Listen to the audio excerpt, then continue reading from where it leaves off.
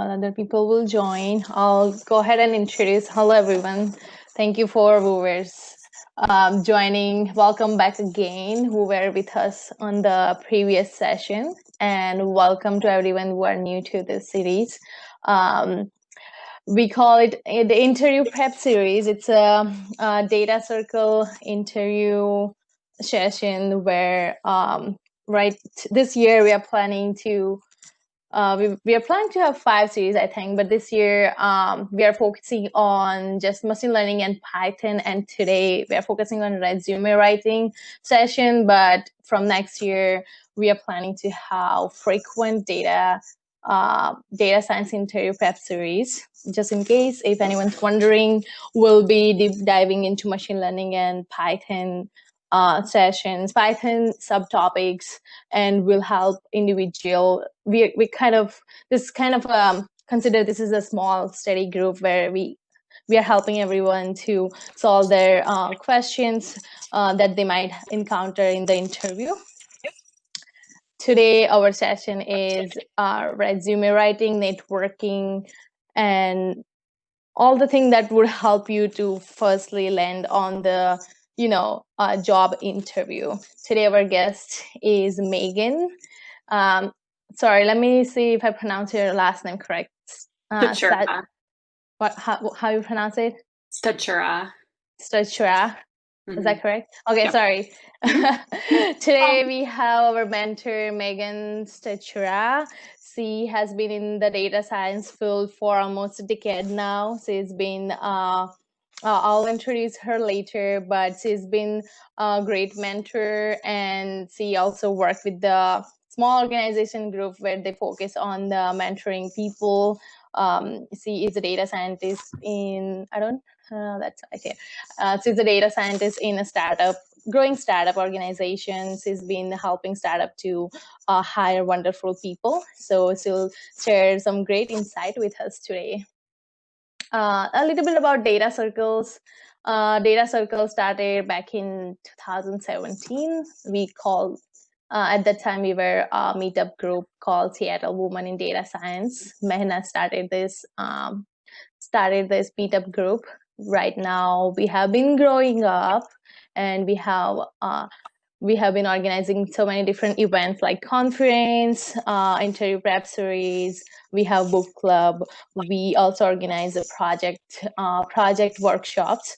So everyone is welcome to join us on the Slack meetup group. We have different social media platform. So feel free to, I'll share the link for the Slack later. Feel free to stop by our Slack. You'll find a wonderful opportunity to network with the people. We've been working in a different organization and working in a different, let's say, book clubs, or we have a project workshop as well, where you can get a wonderful experience for the data science topics. And okay, all right, we'll begin. As I said, today's mentor is Megan. She's been helping us a lot. We've been helping us a lot with the interview prep series, and I'm super excited for this one. So yes, Megan, why don't we go ahead and start and introduce each other? Great, thanks so much. And I will just share my screen then. Sure. I'll stop sharing. Oh, screen one. Oh, here we go.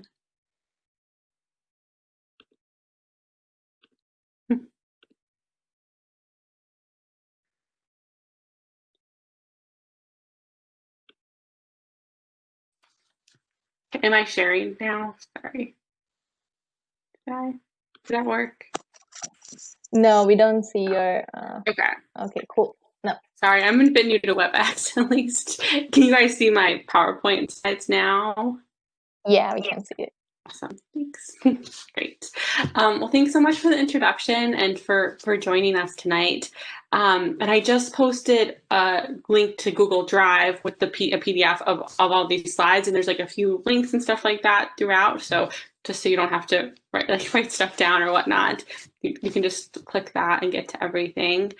And so as Hani said, we're gonna talk about kind of the side of kind of the getting a data science job that kind of gets you to the interview process. Kind of this series of events in general is kind of talking about like interviewing to get to your ideal data science job, but there's kind of just to get yourself to the interview process. I think there's a lot of stuff that you can work on to kind of optimize that presence, including resumes, cover letters, and networking. So I'm just going to share some of my thoughts around that today.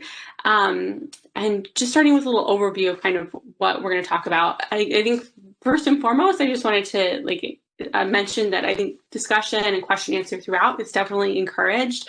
I'm just one person with my one set of experiences, and I'm definitely hoping that there's a range of people with a range of different experiences on this call who can also answer each other's questions, or maybe kind of create discussion, start to bring up discussion topics that maybe I haven't thought about to discuss in here. So I would definitely say hoping we'll have plenty of time to kind of just to talk. So feel free to put stuff in the chat, or kind of we'll take questions throughout. Definitely just feel free to interrupt. And kind of generally, what do we do to make it to the interview stage? And so a few things that I've kind of identified to talk about here. First of all, telling your story, kind of figuring out where you've been, and kind of telling that story of how that's kind of influenced you to where you're at right now, and where you see yourself going in your next position. So you can kind of be able to tell that story throughout your whole job application process. And then talking a little bit more about resumes and cover letters and networking, how to effectively do those different things. And then I think we got about an hour kind of to go through this presentation and kind of ask questions and stuff like that all together. And then my hope was we'll save plenty of time so we can spend at least 20 minutes kind of in breakout groups. So hopefully we can do a little networking and kind of get to know other people in a similar position to us. And also I was hoping that maybe if you have a resume or a LinkedIn profile or cover letter that you kind of want to get feedback on, I'm hoping that maybe in each of the groups there's at least one or two people who have something they might want to share, and you can bring that up on your screen, and folks can read through that and maybe give you some personalized feedback. So we'll see what happens with that. And so that's the plan. And just a little bit about me to start out with. So I'm working as a data scientist at a small environmental consulting company. And I've been there for about the last 3 years now. And so it's called 4 Peaks Environmental Science and Data Solutions. And so my background is very much in the environmental field. I have a degree in fisheries science from the University of Washington. But I kind of through school, I started to kind of very much specialize in working with data, and started learning to program in R, and took a lot of statistics classes. So that kind of led me to be kind of more on the data science side of the environmental science realm. And so I kind of, through that, I was working in the federal government before my current position, and now kind of very much continue to grow my data science skills in this small organization that is focused on kind of serving clients on the data side of things. And I think one of the other things I'm just really excited about is to hear about all of you. Let's do that there. Yeah. And I think a lot of the kind of making sure things are a bit customized to who everyone is here, and kind of what type of role you're moving into. Because I know there's kind of a lot of different, the worlds of data science and data engineering and data analysis. There's kind of a kind of pretty broad range that this meetup group kind of appeals to. And I think also a wide range of kind of types of organizations. Like I'd mentioned, I'm working in a consulting company. I've been in the federal government in the past, and I think those kind of have their own kind of types. Like in the federal government, there's very specific things. Like when you're applying for a federal job, a lot of specific things you need to do, and kind of to know to kind of get past the initial resume stage. But I've never applied for a job at Amazon or Microsoft. I'm sure that they have a lot of kind of specific things that they're looking for. And so I think maybe just kind of introducing ourselves will give us a good sense of who's on the call, and kind of give feedback accordingly. And so maybe just tell us a little bit about your name, a little bit about the type of job you have and are interested in moving into, and the type of career stage you're at right now. And then Honey was going to use that also to kind of maybe determine kind of what our breakout groups are going to be later on, so we can kind of put people together in a spot that's kind of good for them. So I'll stop sharing my screen for a second so we can see each other, and then we can go around and introduce ourselves. Sure, I'll go ahead and start. Hi everyone. As I introduce myself, it's Honey here. I work as a consultant, BI engineer at Microsoft. And what kind of job I'm looking for? I'm looking for a similar BI engineer or data scientist role, but I'm looking for a full-time opportunity. Being a contractor and being a full-timer, it's I think a different experience. So I'm really into contributing myself into organization where I can contribute for as a full-time in a full-time pattern. And I would say I'm in going into a mid career level. Like I've been working in this field for like now 3 to 4 years. So now I'm at the mid level in my career. Cool. Who wants to go next? Let's see, Ashley. Oh, Ashley? Yep. Oh, hello. As you can see, my name is Ashley Batchelor. Let's see here. I am transitioning into a career in data science. I've worked for many years in patent law in the metrology industry, working with optics and computer vision and various other technologies. I just finished grad school last year at the University of Washington. This was a physics program working with the Large Hadron Collider, doing machine learning for analyzing decay products of the Higgs boson. And so now I'm looking for my first data science role. Interviewing now, an interview coming up here in a couple weeks with Pacific Northwest National Labs, and hopefully I'll be in a full-time role before too long here. COVID has really slowed things down on the job interview front, so hopefully maybe things will pick up in the near future, but we'll see. And yeah, I guess things I'm interested in, especially interested in computer vision. Worked a lot with segmentation models for manufacturing defect inspection, and also doing optical character recognition. I did a Kaggle challenge a while back for building a character recognition model for Bengali characters, and that was really fun. So yeah, that's about all I have. Great. Yeah, wonderful. Who wants to go next? Let's say Meg. Yeah, hi everyone. So my name is Meg Robertson. Right now I'm working as a research coordinator at the University of Washington. And pretty much all of my work experience thus far is mainly in research in academic and nonprofit environments. But I've always been really interested in data science and data analytics. So I get to do a little bit of that in my current role, but not nearly as much as I would like to. So I would love to, I use R a little bit for my current role, but I've also been trying to work on and learn Python in my spare time. So I think ultimately my goal is to have a job that's kind of full-time in data analytics or data science. And I'm particularly interested in especially like building data visualizations and especially interactive things like dashboards. So yeah, I guess I'm pretty early in my career, definitely early in terms of my data science career. So yeah, so I'm really excited to hear more about particularly interviewing and looking for jobs in the private sector, because that's something I basically have no experience with. So I'm excited to learn more. Thanks. Yay, wonderful.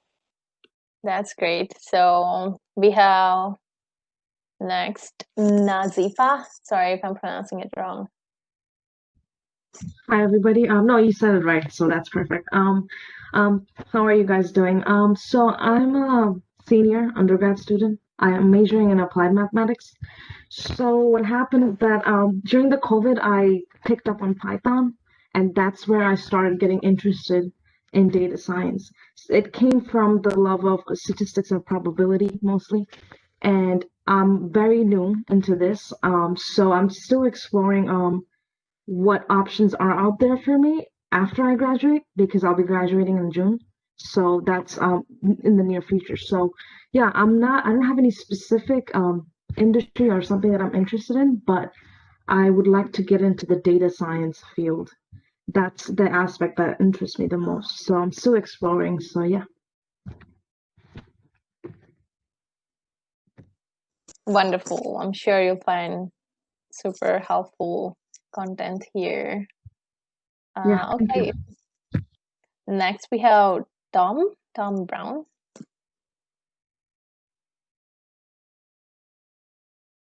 Hi, my name is Tom Brown. I work with cultural nonprofit organizations, organizations like theaters and museums, and I'm bringing analytics and data science techniques to that community. Right now I'm working on some customer journey analysis with a biking alternatives groups over in Seattle. And I'm doing that as part of my transition. And I don't know what I'm doing next. Python, a little R, visualization, a thing called Data IQ, some Nine, some Weka. Yeah, that's great. I'm sure, yeah, the data science is like really vast. I'm sure you'll find, even I've been in this field for like now 2 or 3 years. I'm like, I don't know if I'm interested in computer vision or NLP, both sound super interesting. But yeah, I'm sure this field is for all of us. Okay, last but not least, we have, sorry if I'm pronouncing it wrong, Layli. Is that correct way to pronounce it? Hi, yeah, it's Layli. Okay. Yeah, so I used to be a data scientist for a very short time with a cruise line, and currently I am a software engineer, but I would like to get back into data science. And generally, I'm interested in reinforcement learning and its applications to businesses and optimization. Could you guys hear me? I'm not sure. Yeah, we could hear you. Okay, Yes, yeah. thank you so much. Yeah. Absolutely. And I think it seems like we've got like an interesting mix of different people kind of at different career stage and kind of different interests. And I think the presentation I'm going to be in is kind of general, kind of like resume kind of, I think that stuff is applicable to everyone. But I think if you guys have specific questions, like bring them up. And if I can't answer them, hopefully maybe someone on the call has some insight. We shall see. Yeah, okay, I'll go back to my presentation now. Thank you all for sharing. There we go. Okay. Great. So I think I just wanted to start with a little bit about the resources, kind of like, I think I was excited when Honey approached me kind of about like contributing to this kind of series. I was kind of excited to share my resource, like some of the knowledge I had, because I think before I started my current job 3 years ago, I spent a lot of time, I knew I would like have been working as a contractor in the federal government and kind of didn't really see a future for myself right there, and kind of did a lot of exploration about kind of where I wanted to move into like next. So read a lot of books and went to some workshops and stuff like that to kind of really work through all that stuff and redo my resume and whatnot. And so I feel like it's an area I've spent a lot of time trying to refine, and I'm happy to kind of share some of the insight maybe I've gained, although I'm far from an expert on all of this. But I linked here to a couple of workshops that I went to, and these are like with folks based in the Seattle area, kind of a couple kind of consulting organizations for the do career coaching, like this Blue Bridge Consulting has a Tools for Transition workshop that I went to, and then like this organization Careers for Social Impact. I went to another workshop called How to Land a Job You Love. And I think that kind of thing was just like kind of really helpful just to like kind of get a little bit of help from someone who's an expert in the field. And through those, they recommended a few books that I followed up on. And two of them I think are kind of in the same lines. They're pretty similar. They're Designing Your Life and Pivot. And I think both of these books are really great for kind of just like thinking through kind of like what your key skills are, and what are the things that you really like, kind of looking back at like your career thus far and just really your day-to-day life. Like, what are the things that bring you joy in that you kind of want to be spending 8 hours of your day on, to bring joy to your life on a more regular basis, instead of landing in a job that just isn't the right fit for you because of the culture, because of the skills just aren't what you excel at. So I think these books kind of just help you figure out what that is, that your ideal role is, and then kind of tell this story to other folks. And then, yeah, someone just mentioned the what color is your parachute. I think that's another, I haven't read that book, but it's another one I've heard a lot of people refer to. And there's another book called like Skill Finder 2.0, or maybe I'm a little bit wrong on that, but I think there's other ones that are like, I think especially like you kind of like answer questions, and it helps you get at what your skills are. Sometimes it's hard. Maybe you are pretty open and not sure exactly what your next career move is going to be. And another one that's more data science specific is this one called Build a Career in Data Science. And I think this is like kind of no matter what stage in your career you're at, there's kind of useful resources in this book that can kind of help you kind of figure out which job is right for you based on the different kind of categories, and what type of organization. They have like kind of made up kind of types of organizations with like examples of kind of to help you figure out which of them might be the right like cultural fit for you. And then once you land your job, kind of ideas for how to grow within your job and continue to develop your skills in your career. And so I think specifically for the data science field, this is a really helpful resource also. And I think especially like for me over the last 3 years, I've been in a small company that's grown from, it was like about 6 people when I started, and now we're at like 21 people. And so I think it's been a really interesting opportunity to get to be involved in the hiring process for those, like most of those people that we've hired along the way, getting to like be part of the interviews and whatnot. And so I think before this position, I hadn't really been too involved in the hiring process in my previous organizations. So I think that's been kind of an interesting perspective for me to kind of see what kind of things think folks are looking for and talking about in that hiring process. Although I'm sure like there's a lot of variety depending on the organization. I think I kind of can speak to what I've seen, but I think others can hopefully provide some insight too. And I think another thing that I think has been really valuable for me is just asking other folks for feedback. I've got a lot of like feedback from people in the field on my resume, and I think that's really helped me understand maybe best practices. And my LinkedIn profile, I was part of like a mentoring group, and some of the folks in that group reviewed my LinkedIn profile, which was really helpful. So I think just like kind of I try to ask for feedback and kind of get as much information as I can, and trying to share some of that stuff with you guys today. And so kind of the first stage that I see in kind of this whole kind of career change process is really figuring out what your story is and learning to tell that, and then really carrying that theme through and throughout the whole process. So you can kind of really create this compelling story that keeps everyone kind of understanding why it is you fit in this organization, in this role that they have available. And I liked this quote. It was from the book Pivot that I mentioned on the previous slide. It says, as Steve Jobs said in his 2005 Stanford commencement speech, you can't connect the dots looking forward, you can only connect them looking backwards. I disagree with Jobs on one point. I do think it is possible to connect at least 1 or 2 dots looking forward. I think this kind of got to the point like where often it kind of seems like maybe you made a lot of career transitions and it doesn't necessarily seem like linear or like obvious, but I think we can like look back and kind of tell this story like, oh yeah, there was this skill that I've really enjoyed, and that's I carried that through all these different positions, and I want to continue to use that skill in my next position, and that's why this job makes so much sense, or kind of this career move in general makes a lot of sense for me.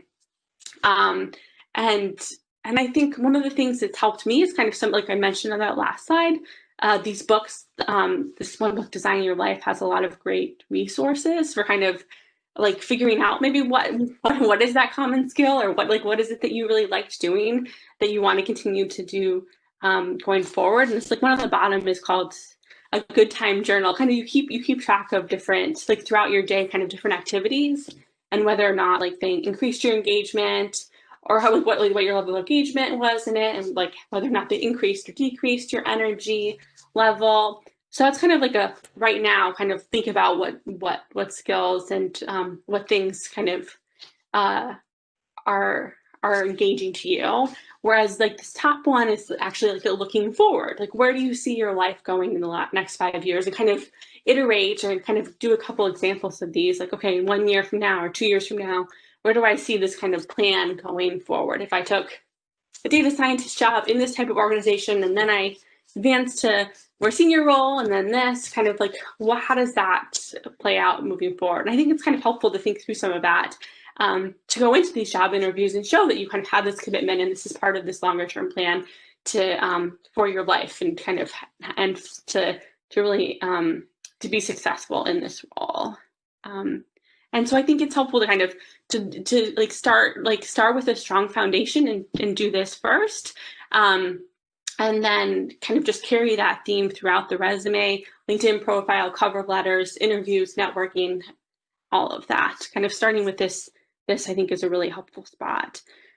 And I think like this story kind of helps, is a good spot to figure out the connection between your skills, your interests, and your values. Because like I think often there's a lot of different components to that, kind of figuring out how that all meshes into a specific role at a specific organization, maybe in the specific field that you're interested in.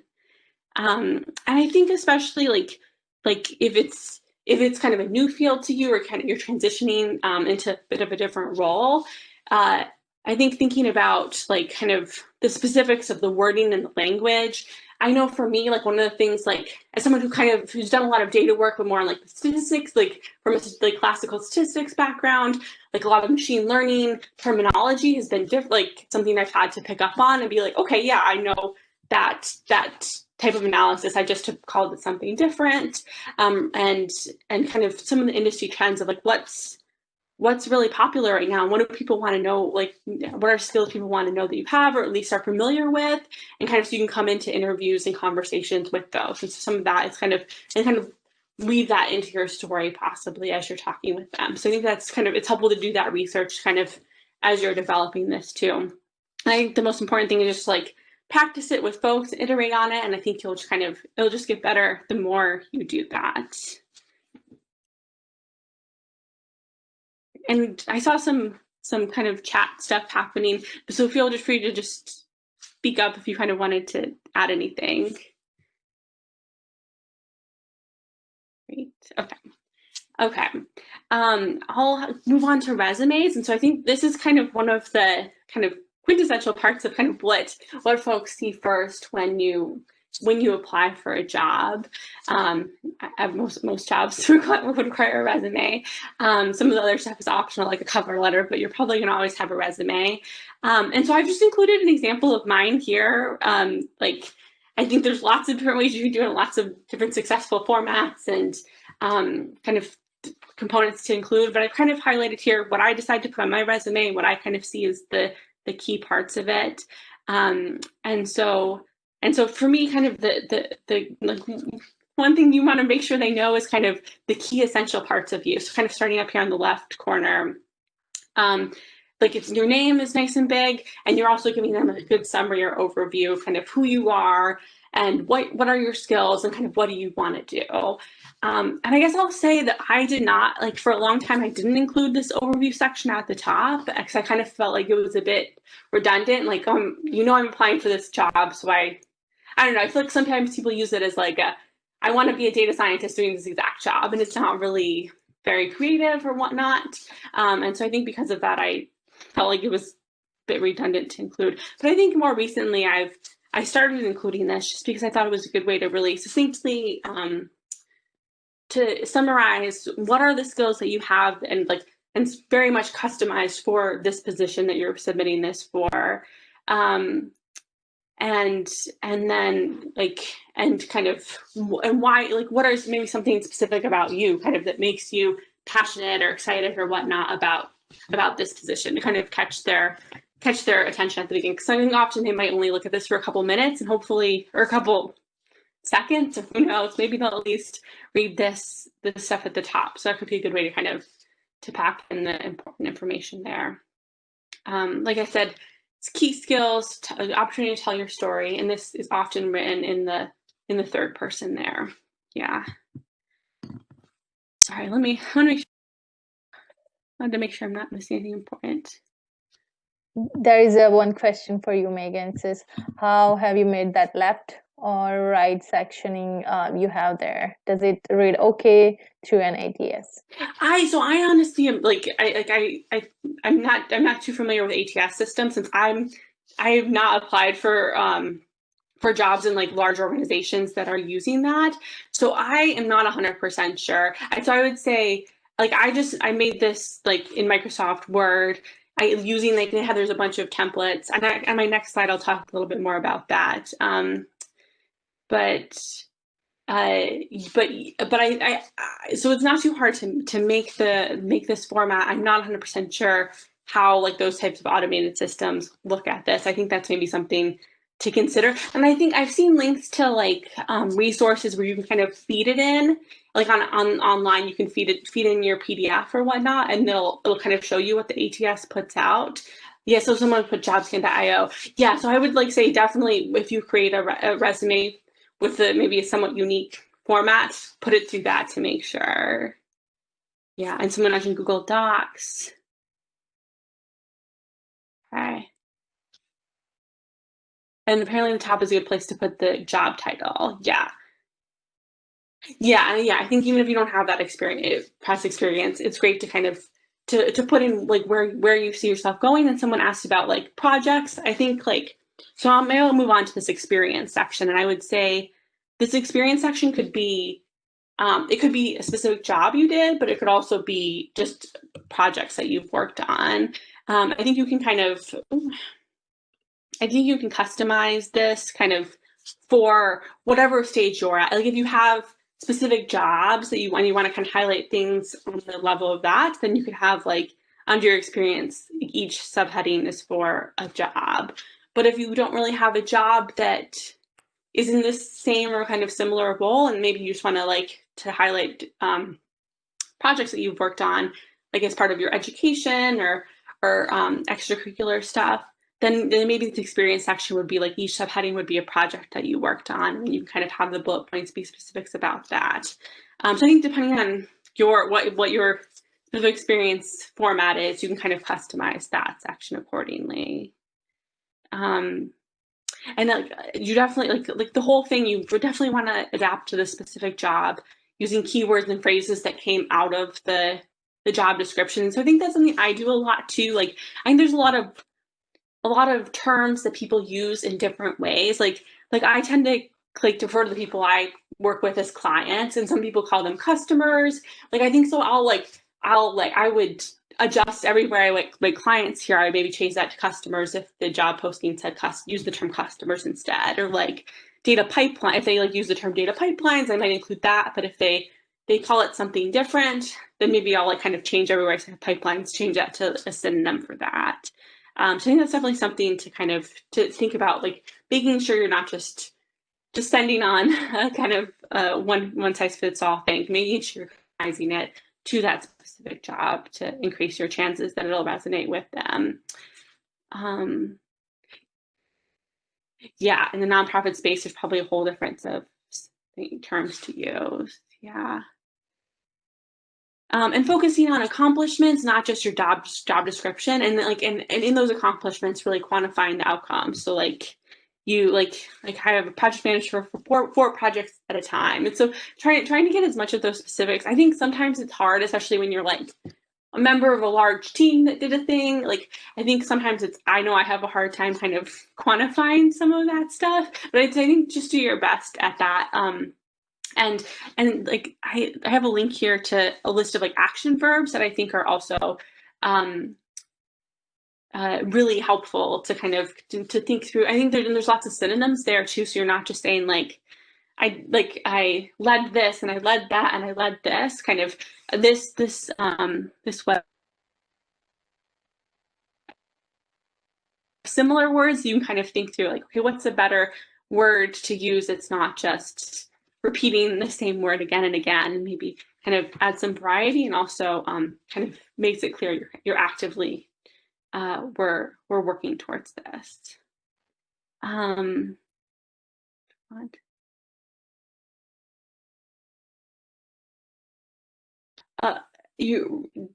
We were asking like about the font of this resume, and I do not know off the top of my head. But if you message me later, maybe I can figure that out.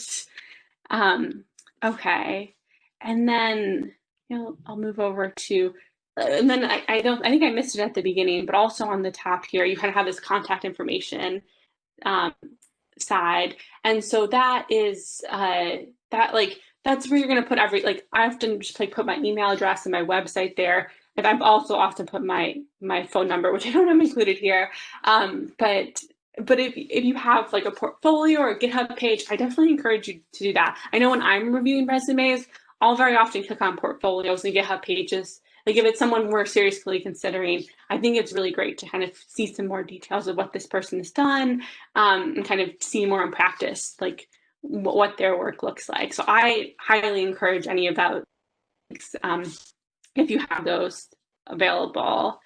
And then one of the things too, I didn't really like heavily include a skills section before, but more in recent years I've been doing that, just because I think there's just like a lot of skills, like programming languages or certain like cloud tools that are just like so important for a lot of hiring managers to know that you have. So I think just having a spot where they can very quickly just scan that and see like, okay, do they have this or not, is like a great place to have all of that. And I've seen other folks kind of like will quantify this maybe like with little like expert to like novice kind of like ratings or whatnot.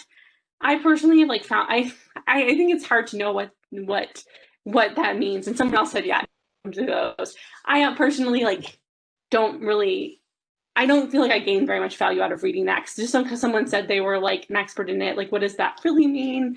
Because it can mean a lot of things to different people. Yeah, unless it's for a language. That's a good point. Yeah. But yeah, and I would say too, one of the things, like, I think make sure if you have a skill that's in the job description, make sure that's highlighted on the skills section. But I think also if there's kind of other skills you have that might be related, like don't shy away from including those. I know in my company, like often we want people to know Python, and we might not say we want them to know another language, but we do have like kind of some like legacy things that are in other languages that maybe if you happen to know Java, that might be a little bit valuable to us. So you never know kind of like when some of that stuff might be useful. And then I just have like a little bit about my education. I tend to keep that short since I've been out of school for a while, but I think depending on, like I said, kind of where you're at in your career, maybe you might highlight different things. And you might also have like references or publications or other things, kind of depending on if they asked you to include references or if you're kind of from more of a academic background. I used to include my publications, but now I say like I have 15 scientific publications and I'm not really applying for jobs where they're going to look at those. And so I don't they can look me up on like in Google Scholar. That's kind of another area too. You can like just put a link to your Google Scholar page, and then they can just like see them all right there, as opposed to like having a whole page of your publications. And I think on that note too, like I try to keep things just to one page and like have some of these links to other things if people are interested in them. So I think they're probably only going to take the time to look through things for a minute or two. So like keep things short, and so they're focusing on the things that are most important. That tends to be my opinion. Yeah. And kind of just talking a little bit more about one aspect of the resume that kind of came up is the formatting of it. And I have here an example of kind of the transition that I made within the last couple of years. Like on the left is the format I used to use, and I kind of just developed that when I was making my first resume, like, I don't know, 15 years ago or whatnot. And I'd made some minor tweaks to it, but I hadn't really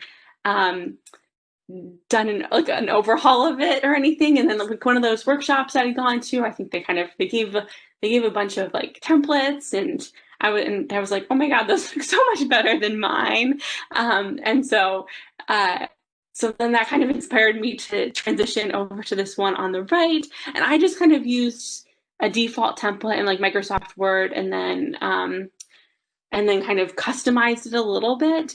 But so you can kind of just go that route of like Microsoft Word, or I have a few links to templates, like online templates that you can also find some examples. I think some of the key things that I had recommended to me was like use 2 columns, because kind of like I think folks like our natural kind of width of like how far our line can or how wide of a line our eyes can easily follow is better like suited for 2 columns on a page. And I've heard the advice of using like narrow margins on the sides, so you can have then more space in the middle, kind of so it looks kind of more open throughout, as opposed to like having a bunch of white space on the side and more cramped in the center. And just in general, like have simple and clean lines. I think using color and but like using color and boldness, like kind of in a clean way. Like don't get too much going on there. I think maybe it can be a bit. You have to kind of use your discretion. And it seems like folks are posting a few other things in the chat of other examples of places to get these types of templates from. So that's great. And then next is LinkedIn profile. And so I think one of the things that's really heavily related to resumes is your LinkedIn profile, because in a lot of ways they tend to be pretty similar. You kind of create a good resume and kind of, I think, reuse a lot of that stuff on your LinkedIn profile, but there are some differences. So, and I think for the first of all is that you only have one LinkedIn profile that's out to the world at a time, but you could possibly have many job applications out there. So kind of think through like what your ideal position is, and kind of in those phrases related to that, and then use those on your job, in your resume, or on your LinkedIn profile.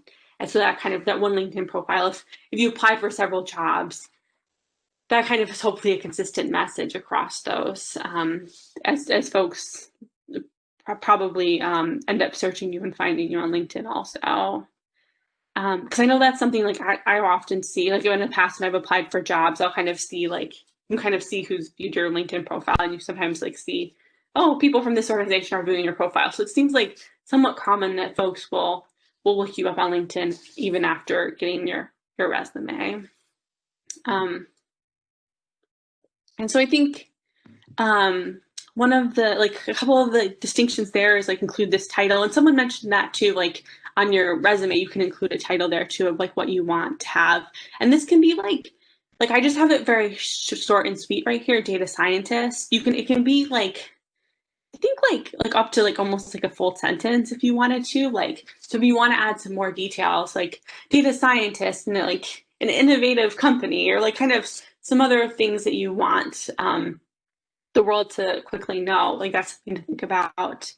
And I would encourage you to you don't have to use this as your current job title or anything. I think some people feel like it kind of defaults to your current job title, so that's what it should be. I think I would say like put this as the job you want to have if you're applying for jobs. I think that's how you can use that. And yeah, keywords in there is good. Yeah, I think like, yeah, keywords there, like as like putting these keywords up front, I think is super helpful. Whoops. And then you have this about section. So I like in addition to that, like that kind of short thing, you then have this about section, which I think is similar to kind of that overview that I had at the top of my resume. I also, like, in addition to kind of like a couple sentences about an overview of me, I also kind of have a bulleted list of my skills. So in search things, I would come up under those too. And I think like there's different ways you can use this about section. Different people use it in different ways. And I link here to the to a website that has a few examples of kind of like how you can do it. In general, it's written in the first person, but there's kind of a wide range of ways you can use that. You definitely include a photo on your LinkedIn profile. I think it's great to have one that's like that is pretty professional looking. And there's a lot of other like additions or kind of features of LinkedIn that they've added over time. Like you can add articles, links to web pages, and stuff like that. And so I'll definitely kind of under my different positions kind of link to, okay, here's a paper that I had for this position, and here's an article that someone wrote about this work that I did. And so I think that kind of just helps bolster and kind of if people want to find out more, those resources are right at their fingertips. And you can ask for people for recommendations and endorsements. I'm not really sure. I honestly don't know how much people take that seriously or whatnot. But I think the one really great thing about LinkedIn is it's a great way to network, and we'll talk more about networking later. But I think it's a great way to engage with folks and build relationships over time. If you meet someone at a networking event, you connect with them and maybe message them, or maybe they post an article, and it's kind of a good way to stay in touch with folks, and maybe down the line that connection will kind of pay off in some way and lead to some new position.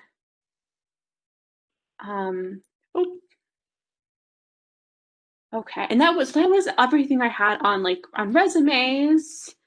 So I just want to talk about questions and stuff around that. If anyone wants to bring anything up. Okay, so someone heard that 99 plus endorsements and a skill is a plus. I haven't heard that, but I have also heard people say you want to have at least 500 LinkedIn connections. I honestly don't know. Do you write in first person your experience area as well as LinkedIn? I've heard the advice that on LinkedIn it's written in first person, whereas on your resume overview section it's written in third person. I've personally seen it written both ways. I do the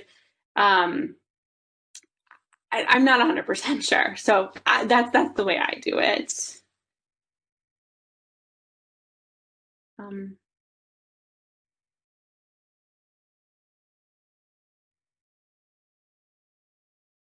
Oh, and someone asked about a copy of the slides. At the top of the chat, I posted a link to Google Drive that has the link of all the slides, FYI.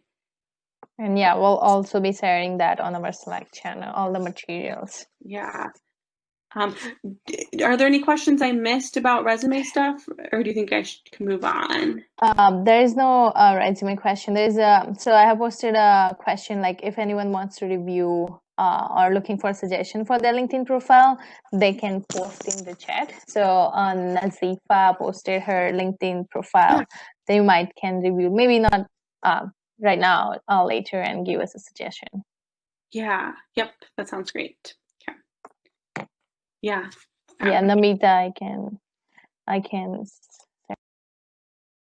Yeah, you can share the link again to the Google Drive. Okay, great. There's no more questions. I'll move on. I'll give you guys a chance. Okay. Okay, next I was going to talk about cover letters. And I think this is tends to be a somewhat optional part of a job application. Often I think folks are not sure whether or not to include it. I know when people ask me for my organization, if I have any advice, I always tell them always definitely write a cover letter. I think different organizations, there's some job application websites where they don't even have a spot to upload a cover letter. So I think there's definitely some organizations where it's not important. But I think there are a lot where it is important. And just if you don't know, I think it's always better to take the time to do it if it is a position you're really interested in. And I know in my organization and me personally, I really enjoy. I think a good, well-written cover letter shows, first of all, the person is serious about the position and they took the time to write it. Second of all, it shows your writing skill. Like if writing is at all a part of the job you're applying for, then I think using that as a way to showcase your writing abilities is really great. And really just to highlight some, if there's like, maybe especially if you're not like, it's not clear cut that you're 100% like perfect for this job and exactly doing the same thing, which often we're not, like we're making a leap and kind of moving in a new direction. I think it's your way to kind of, like I said, like earlier, telling that story and kind of making that case for why this kind of is a clear connection to from the where you've been before and where you see yourself going. So I always try to would encourage people to include it. I think it depends sometimes though. Definitely customize it for the position, organization. Explain why you want this job at this time. Telling that story, kind of coming back to that idea.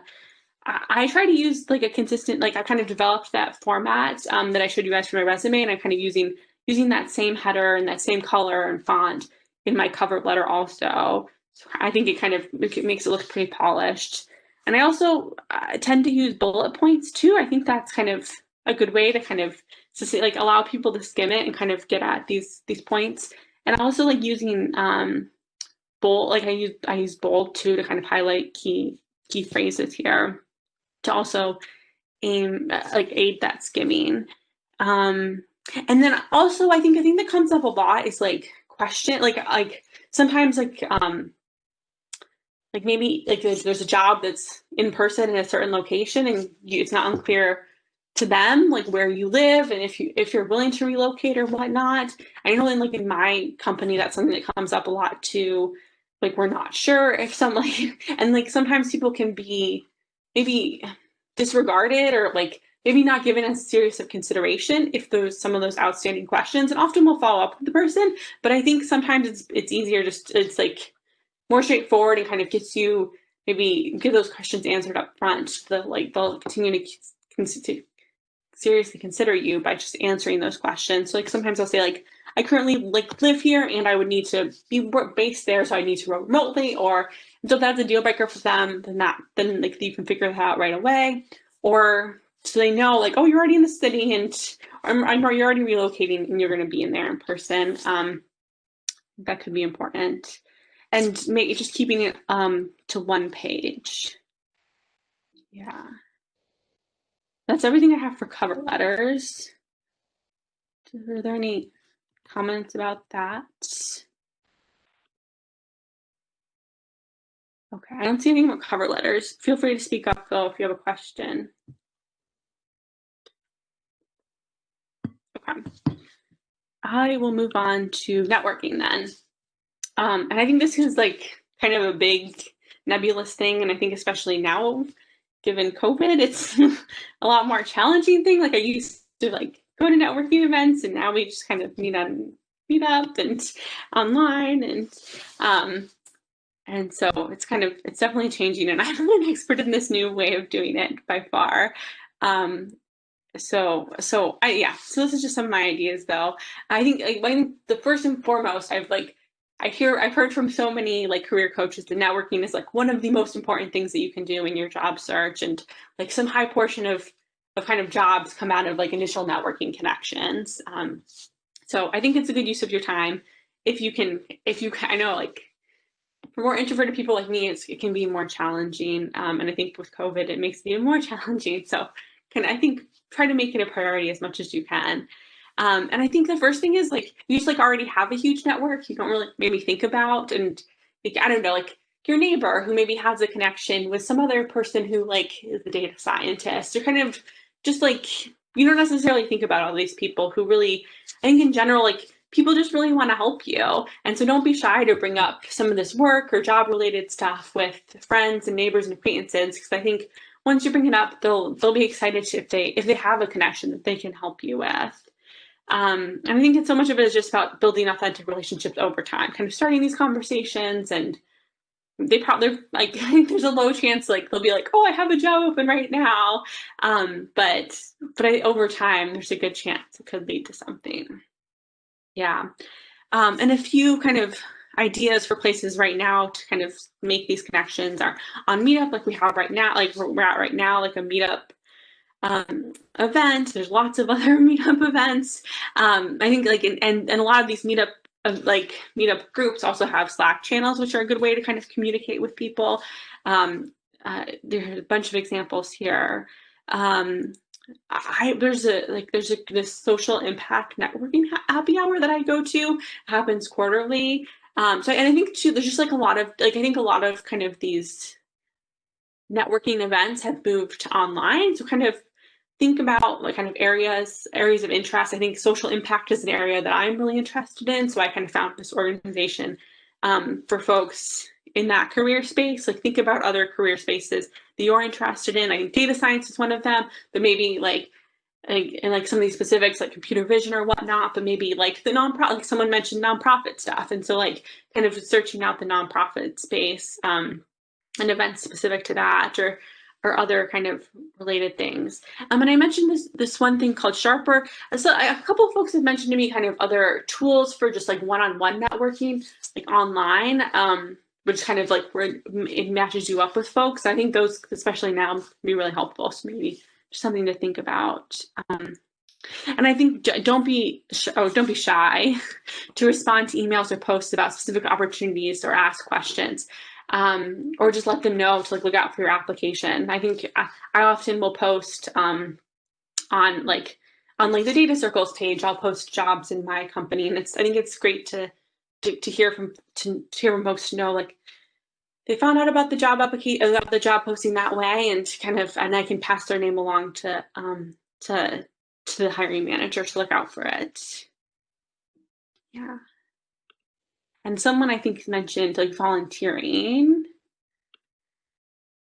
Yeah, and I think like especially if you're interested in like maybe the nonprofit realm, I think it's a great way to most nonprofits are always looking for volunteers to start to kind of get experience in an organization, or just even if you don't end up in that organization, just to build those skills. Definitely encourage volunteering. And you can use those people as like a reference later on. Yeah. And so I think, and one kind of complement to that or kind of component of networking is informational interviews. And so I think this is something that I've done a lot of. I've reached out to folks through my connections, kind of met people. And a lot of people have also done the same to me. And I think it tends to be a really rewarding way to kind of to learn from each other. And so I definitely encourage you to at least try to set this kind of thing up. I think a lot of people will be receptive to it. A few kind of suggestions around those. I think maybe you met this person already or maybe not, but so especially if you haven't kind of in your initial email to them, make sure you tell them a little bit about yourself to like let them know you're legitimately interested in kind of a serious person thinking about this career field or whatnot, and to make sure they understand it's worth their time to talk to you. And also I really like it when people are specific about their ask. Like I want to have a short call to ask you a few questions. Like if so, I'm available these times. Like is there a convenient time for you? Sometimes it's helpful just kind of to be specific about your ask. Sometimes if you kind of leave it very open-ended, they're less likely. It could be turn into like a very long call or an hour-long call, like kind of just being specific. Okay, a 30-minute call or a 20-minute call, or kind of can help people kind of know whether or not they're willing to commit to that. And in general, it's just an opportunity to learn more about the field and organization. And you really set the agenda. So think through ahead of time what questions you want to ask them. And I think for also ideas, like, okay, you did some research on their organization, you had some ideas about that, and maybe you can bring those up, sprinkle those throughout the conversation. I think it's really your chance to impress them with your questions and ideas. And kind of that leads into the idea of getting on their radar before a job is posted. So if they're really impressed with you, maybe that kind of keeps you in mind. Maybe maybe you're applying for a job that's not perfect. You're not perfect for that one, but maybe someday there'll be a job with that's more right for you, and maybe that job will end up being written with some of the ideas you propose in mind. So kind of set you up for success later on, hopefully. And I always now it's probably going to be remote, but like when I've done it in person, I always like to have a resume on hand to give to the person. Sometimes they offer to take a look at it and give me suggestions on that. That's always good. And I always really like to take notes because there's often specifics that they mention, and some of the specifics are ideas of more people to talk to. Sometimes one informational interview can maybe lead to a second one, and kind of you keep going down the line of talking to different people that can help you in different ways. And in general, try to keep it short. I would say less than 30 minutes.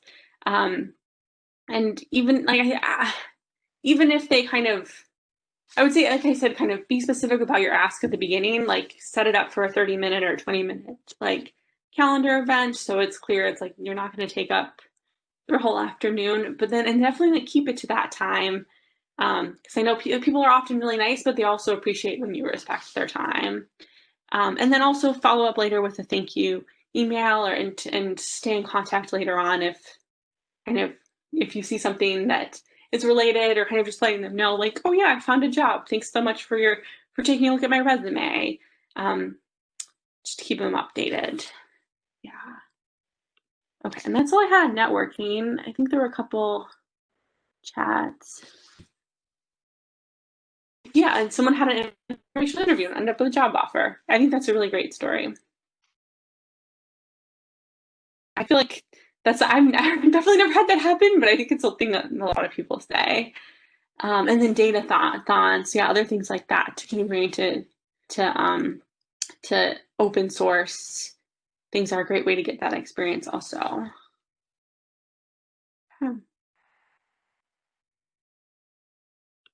Okay, I think that's everything I had there, unless there were any more things about anything that's come up really at all. Yeah, I have a question. Since people in this group are like from different background, or let's say someone's just starting career, do you have any advice on, let's say, how to create a resume if I'm transitioning over my career, or I'm just like you already mentioned about highlighting projects, but what if I'm transitioning from a different career? Like, how do I highlight my skill sets?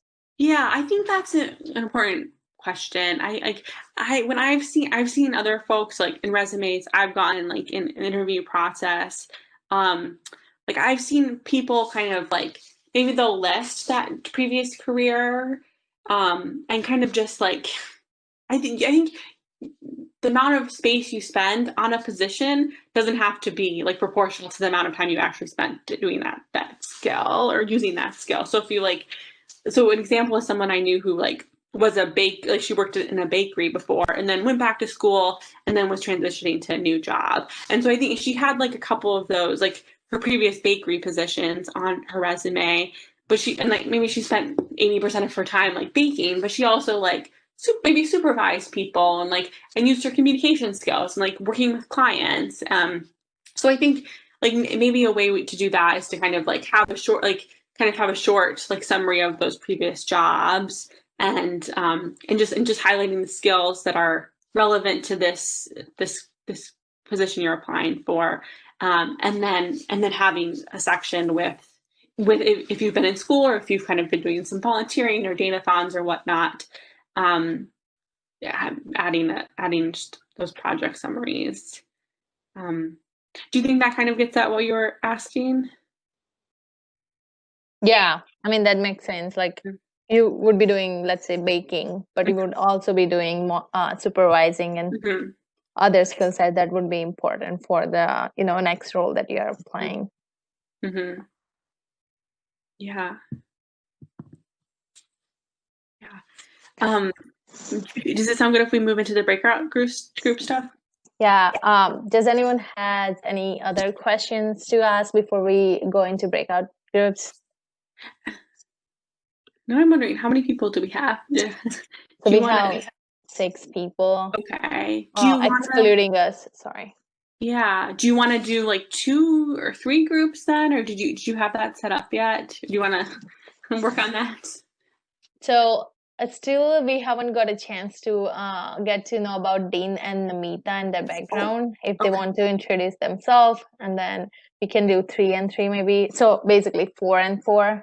You'll be in the one group, and I'll be in the one group. Okay. Sounds good. So Dean or Namita will want to go first and introduce yourself. A little bit about your background and what kind of career you're looking for. Yeah, sure. Hi everyone. My name is Namita. Can you see me or? Oh, I can't see. Let me stop sharing. Okay, That's okay. I can see you now. Yeah. So my background is in applied mathematics and statistics. And I also worked as a data scientist in year 2014-15 and just restarting my career again in data science.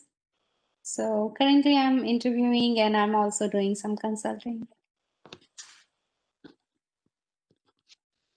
Great. Thank you for joining us today. And looks like Dan has to jump off. Thank you, Dan, for joining us today. Hope it was helpful. Okay. Cool. Should I go ahead and talk about the breakout sessions then? Was that everyone? I think so. Okay, cool.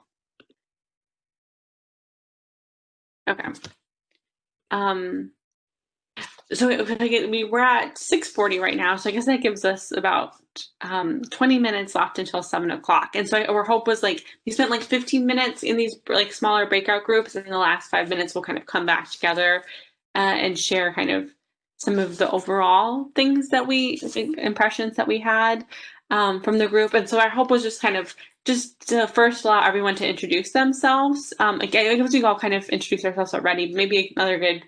And since we have the overall group is smaller than I expected, so hopefully we all remember. But also it's a way that if you want to kind of practice your short elevator pitch again to kind of talk about where you're at and where you want to go. And then after that, we were just hoping like if anyone wants to share a resume or LinkedIn profile or whatnot to get feedback on specifically, that is great.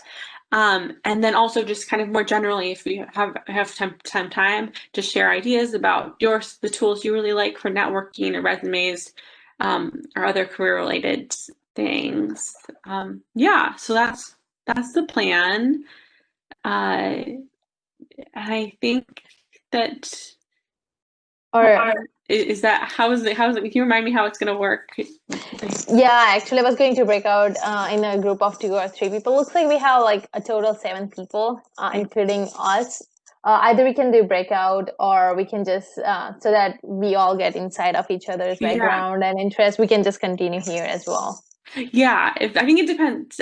Maybe how many people have something that they might want to get feedback on. I think there are a lot of people who want to get feedback on their LinkedIn profile for sure. And then not sure about the resume, but I think we can continue here. We already have each other's introduction, and we can start from the sharing resume so that I think everyone gets the insight. I don't know if that sounds good to you. You're saying just go ahead and like with this whole group we have here, just allow people to maybe someone can say they want to start with their LinkedIn profile, and we can do that. Yeah, and anyone can jump in and ask the question and any suggestion that they would have. Yeah, I think that's a good idea since we have a targeted audience, so that would be nice. Yeah. Okay. So, do we have any volunteers? If someone who wants to share something for us to look through? No. I posted my LinkedIn, so I mean, if you have any suggestions or anything I should add or remove, I'll appreciate this. Or anyone has a resume that in general we can review.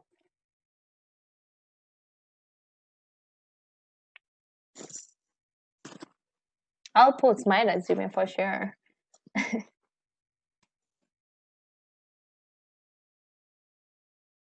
I like how you have We're like looking your at, bullet no, points. that's Oh, go ahead.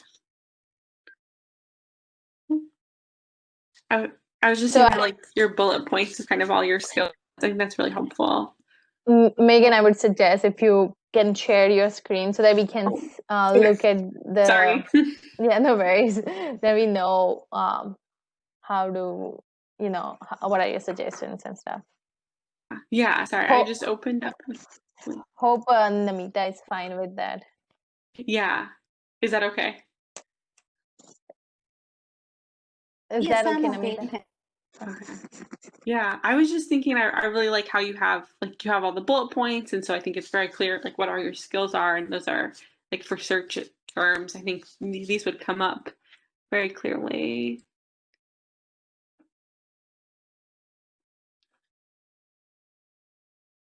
And it seems like you already have links to some PDFs and stuff like that you've posted.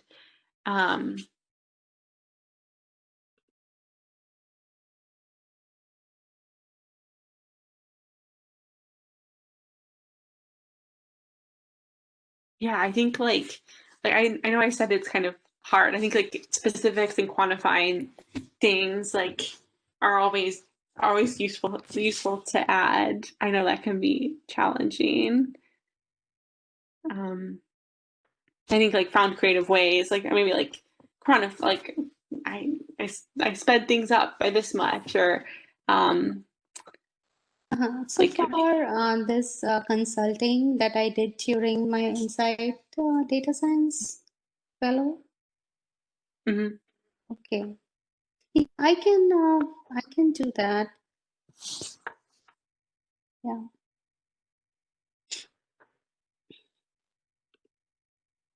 So I didn't want to showcase more for my teaching. That's why I did not add a lot of information there. Yeah. I'm not sure whether because in my resume sometimes I put like I quantify my experience as the number of students whom I taught or those things. Yeah, I think it might be. yeah. I lean towards like including more on LinkedIn because it just kind of hides extra details, but then if people want more, they can always like Okay. hide it. I lean towards putting more on LinkedIn. I don't know if everyone agrees with that, but I think like even as an instructor, I think it seems like there's like you had to know probability and statistics pretty well to be able to teach it, and so I think that really speaks to your knowledge of those things. So I definitely think even if you're not going for teaching positions, it's helpful to have some of that stuff on there. Mm-hmm. One of the things that might be interesting is the level of the college teaching. Was it at a community college level or bachelor's level? Upper level bachelor's degree, master's, that would also help sort of place that in my mind. Okay, yeah, sounds good. Thank you. I'm making my notes, so I'll update that.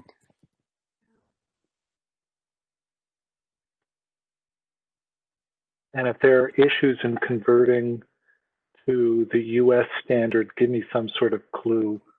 Was this teaching done in a foreign country? Yeah, so mostly I taught in community colleges here in USA. So yeah. Okay. Yeah, that's my It helps recent sort of place experience. that. Yeah, it's been more than 10 years when I taught in India. So I usually don't include that in resume also. Thank you. I think that makes sense, not including those old roles. It seems like you have so much more recent experience. I think that makes sense to kind of just focus on that. Yeah. Have a recommendation? That's impressive. Yeah. Yeah, and I think like your current, if I were you, I would like add some more specifics about your current role too. Okay, here. I'm actually also impressed that you finished the Andrew Ming Coursera course. I've started it. I haven't finished it. Can you please repeat? I'm sorry. So he was mentioning the Coursera course. He was really impressed with that you'd done it. Oh, okay. Yeah. Yeah, I'm kind of same. I have started so many and haven't finished. I was like, okay. Yeah. Yeah. I love that you have these It's certifications on here. That's really great. Yeah. that one in particular, though. I've started that one, and it's non-trivial. Mm-hmm. Mhm. That's great. I actually completed a couple of data camp also, but I did not mention it over here, so Mm-hmm. not sure. I mean, whether it'll give a weightage or not, or it's just I did not mention it over here. What was the reason you decided not to mention it? So with the degree and all, like I've also completed certification in database from UCSC Santa Cruz. So most of the time, like whether it's in class or it is online. So Mhm. data camp is mostly like self-paced online course. So I'm not Mhm. sure how they think about those Mhm. certification. So I Yeah. just put the in-class one. That's it. Yeah. I don't see it as hurting putting that on there, like putting those other certifications on there. And I think especially if they're just kind of short, it shows your more expertise in those fields. But so I lean towards more in those kind of cases, but you don't want to see it too long also. Yeah. Okay. Great. Mostly I did those when I was prepping for my interviews. So. Yeah. We had one other person who wanted us to review theirs too. Did anyone else? I think in general, I think there's a lot of. I think it looks really great, Namita. Okay. Thank you. Yeah. Okay. Thanks. Yeah. God. Megan and Tom. Thank you. Yeah. Did you want to? Sorry. Did you have any other specific questions that we could answer? I was just thinking about like the first, the about section. Should should I add anything in that, or is just about?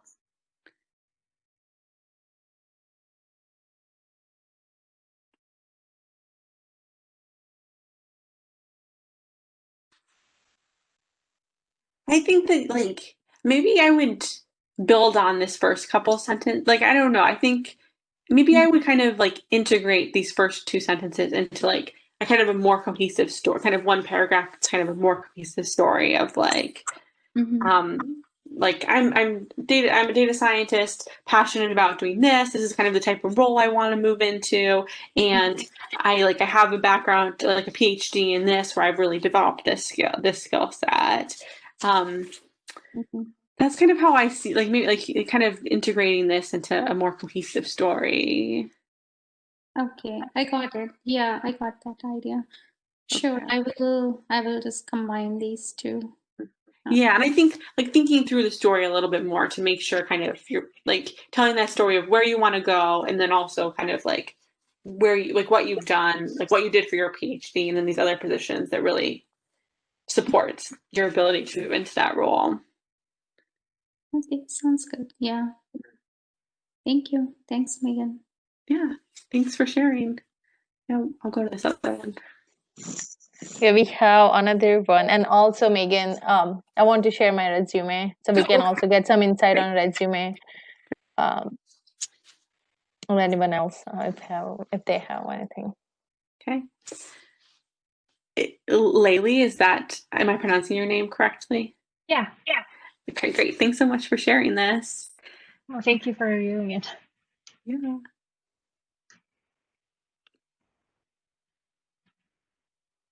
I feel like I will be changing this after this session. There's always room for improvement. I definitely there's a lot of improvement I can make to mine. I'll start by saying that. Yeah.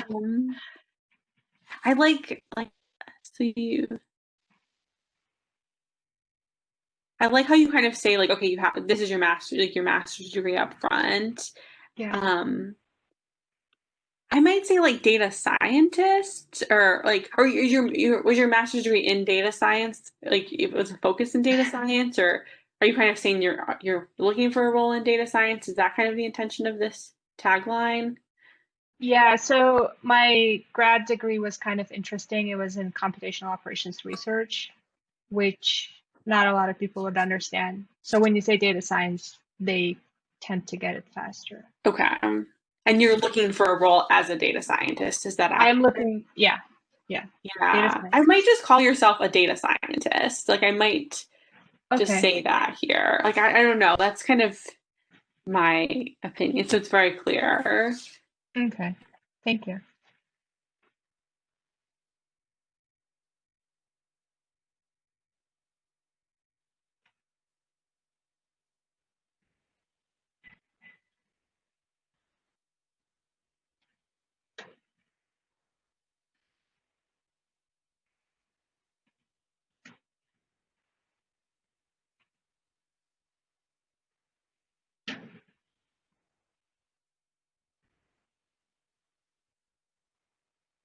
I like, again, like how you have these like bullet points, like Namita had. I think I kind of think you could maybe quantify some of these more, kind of like Okay. specify this a bit more. Like, I don't know, solid knowledge of like machine learning techniques. I think maybe like, I don't know, like maybe like it worked on like maybe some.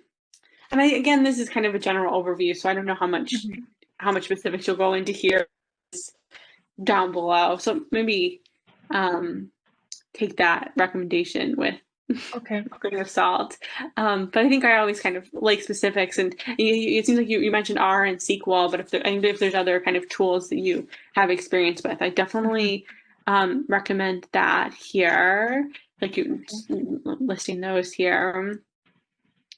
Um, And you call yourself a data enthusiast. I might just call yourself. I'm like, say, you're a data scientist? Okay. If that's kind of what what the role is that you're seeking out.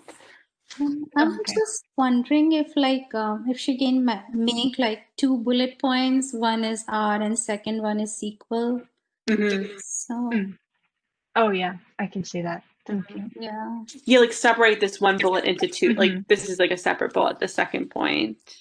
because R Okay. is like a programming Good point. language, and that one, the second one is related with databases. Yeah. That's true. Yeah. Thank you for that. So, Yeah. Great suggestion. and instead of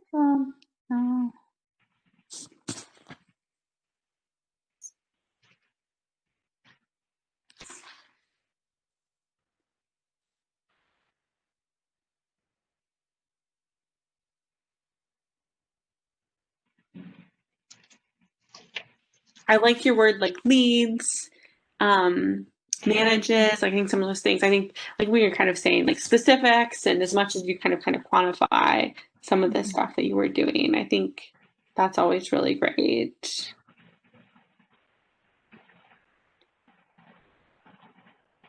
Yeah, I'm not sure about my impact at my current place in terms of it's hard to quantify. Yeah, I definitely understand that. Yeah. Sometimes just counting. I don't know. I think I've had a hard time with that in the past. Sometimes just like counting, like, oh, I like worked with 100 customers, or like, I don't know, just kind of things like that like start to get at it. And I think just like numbers of years of experience in different things. Like, kind of, you talked about your R experience here. Like, well, like how like 3 years of experience using R, or like what I think like just starting to quantify it, even if it like doesn't sound super impressive, or to like it's kind of hard to like understand what that means. Like, maybe like I think sometimes anything can be more better than like just like someone really having no idea like what it means. Yeah.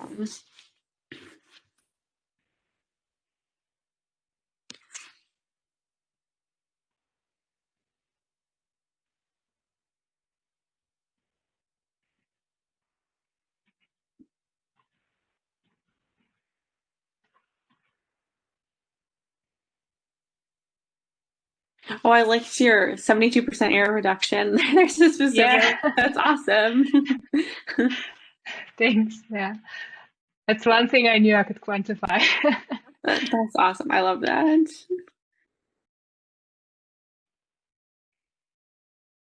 And I think it seems like advanced model. Like I think it's like you. It seems like you've done a lot of analytical work, but I think Yeah. and you kind of mentioned some of those modeling techniques up above. I would say the more you can kind of repeat some of those models, like okay, I was using clustering and I was using decision tree theories. I think that is it's great to like nail home the point that like she's used this technique a lot over like several positions or several years or whatnot. I see. Mhm.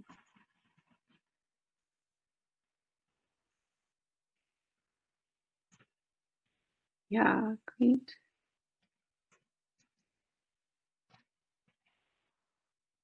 So, And I guess, go ahead.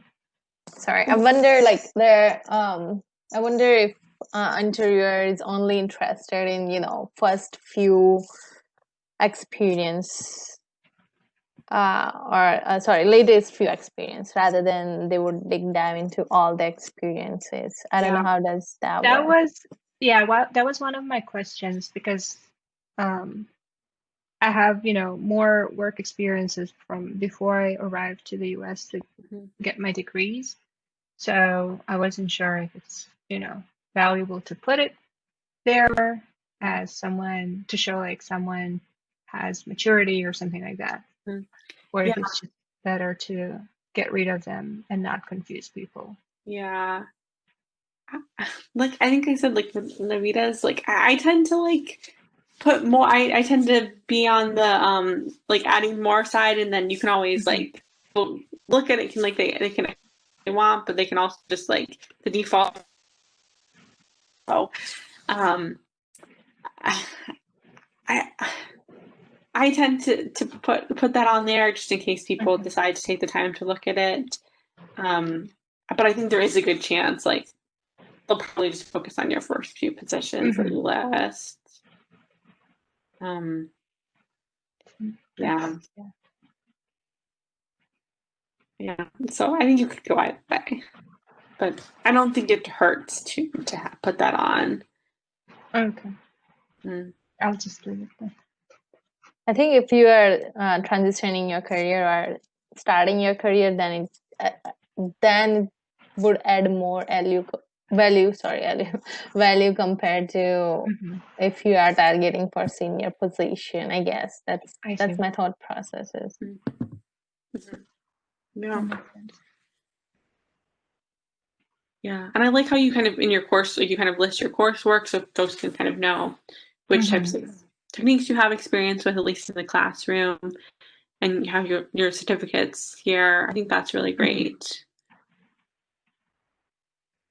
Yeah.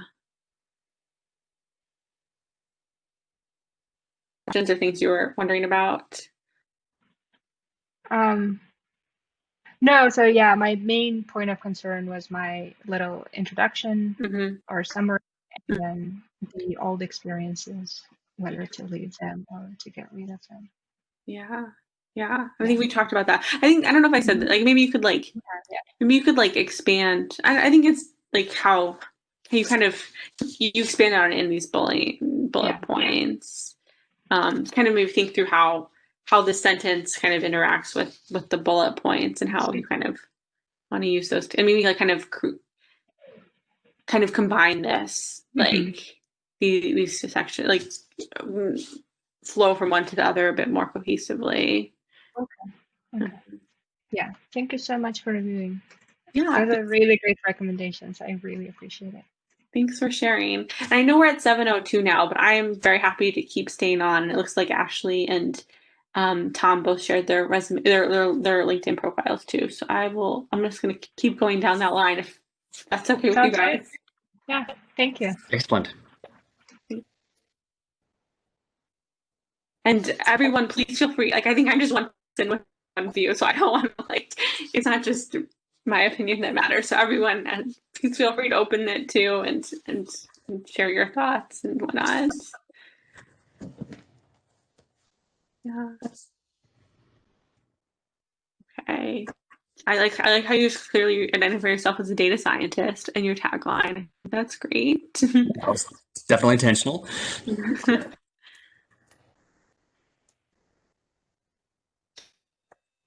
And like which type of roles you like data scientist, computer vision, and whatnot. It's like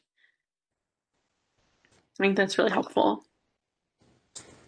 Oh, you mean to be like more specific on there, or? No, I think it's great. I was saying it's like I think it's great to kind of be like, here's the type Yeah, these are titles I've been applying for, so I want to make sure I got those on there.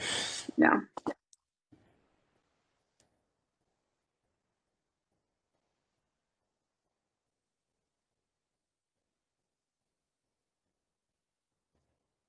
And you said metrology earlier, and I honestly don't know what that is. Yeah, I definitely do that a lot. Yeah. I don't know if it's worth, like, depending on what kind of roles you're applying for, you might be intentional about whether or not you use that term or kind of use a synonym for that term, or like, I would use a synonym. So it's industrial quality assurance. So measurement of industrial parts to make sure they match measurement specifications. Like, so for example, if you machine an engine block for a car, like the engine bores have to be, you check for the diameters of the engine bores to see if they're the right size within a certain tolerance, as one example. okay, so it's not, and it sounds like that's a lot of the set of skills that feeds very much into these positions that you're seeking out. So maybe kind of like even expanding on like what that like adding that like a little sentence after that explaining like what that is and kind of to make it clear that the set of skills does feed into these positions. I could see that being useful. That makes sense. Mm-hmm.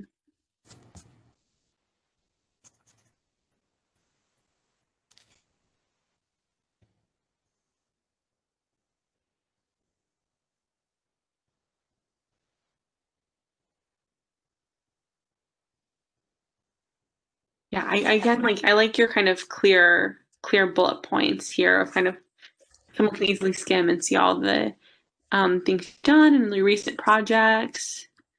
Excellent. Yeah. I'm a bit on the fence with the sentence right here, like um the first sentence of the second paragraph, but Yeah. I don't know. Yeah. Yeah, I might even just delete that. That job's just a kind of a segue to show how my physics background relates to a data scientist position, really. But I think with just describing what my capstone project was, that probably makes that more clear. Yeah, and I think maybe you could reframe that sentence and saying like I have a background in physics, like doing data analysis and machine learning in the context of physics, and like here's a project, and kind of like maybe you can make that connection. I think I didn't quite make that. This sentence didn't help me make that connection so clearly. So maybe you kind of reword it to help the Sure. person think through it. Yeah, yeah.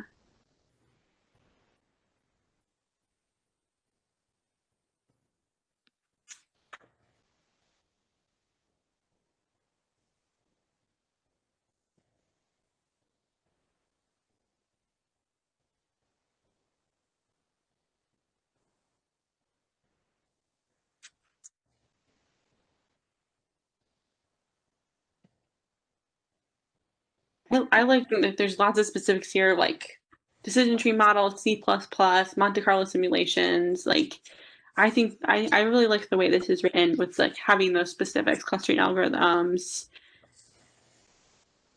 I think this is really great. And I like have like linked to patents and stuff like that. Like I was saying earlier, I really like to kind of utilize this link functionality. Specific 100.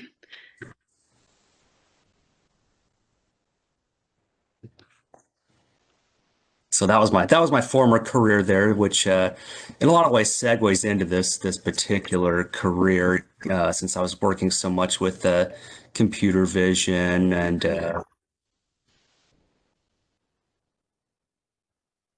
Yeah, I think you make a good case for like all the technology, like kind of this was related to and kind of how it feeds into technology and the role you're looking for. And And I think there's a lot of skill, like managing a portfolio of 300 patents. Like there's a lot of skill that comes along with that kind of, like, I think there's a lot here kind of like getting at some of those other skills that are transferable to a lot of different jobs.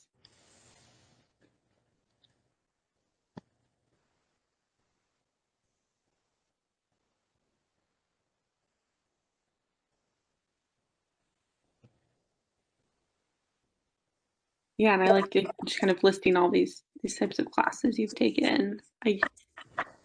Yeah, in general, I think it looks really great. Did you have more specific questions or kind of? Not really. Just wanted to get some general impressions there from from somebody who isn't me. Yeah. I think I don't know I don't know how much you care about this, but I think maybe your photo could be like a bit more professional looking, and also I think like we have this like Yeah, that frame was a on pretty it. ad hoc photo just taken in my living room. So. Yeah.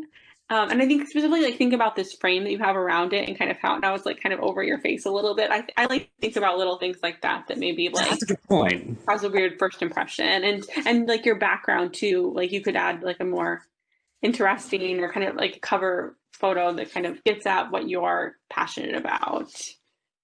That makes sense. And I have mine, like personally, I have a hummingbird as my cover photo because I love like nature and hummingbirds, and I work in that kind of general line of things. So Cool. I think it can be fun and kind of show about What your kind of personality. hummingbird that was? Sorry, what was that? I think I missed it. What kind of hummingbird? What is it? Oh. Was that, sorry? He's What asking what kind of hummingbird is at the top of your? I think it's a Anna's hummingbird. I'm pretty sure it would be an Anna's hummingbird. But now I don't even know. Photo.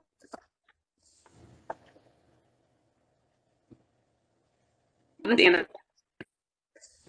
It's like the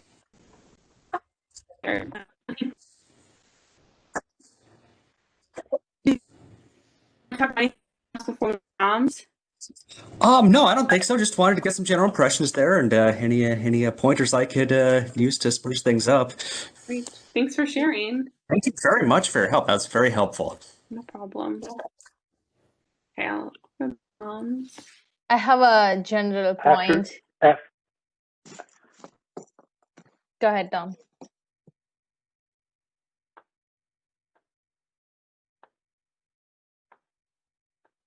Hello. Yeah, go on. Oh, okay, sorry. Yeah, I have a general point. I see everyone's posting their LinkedIn profile link. So I have read this somewhere that you can actually customize or edit your profile link and made it more just a general, like your first name, last name, or something that would, I don't know, make it more professional. Like for me, it's just Honey Patel.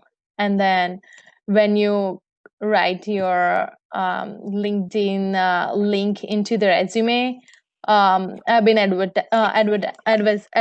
sorry, I can't pronounce this word, but someone has suggested me that write your LinkedIn URL instead of just copy pasting URL, and instead it's just link. I don't know.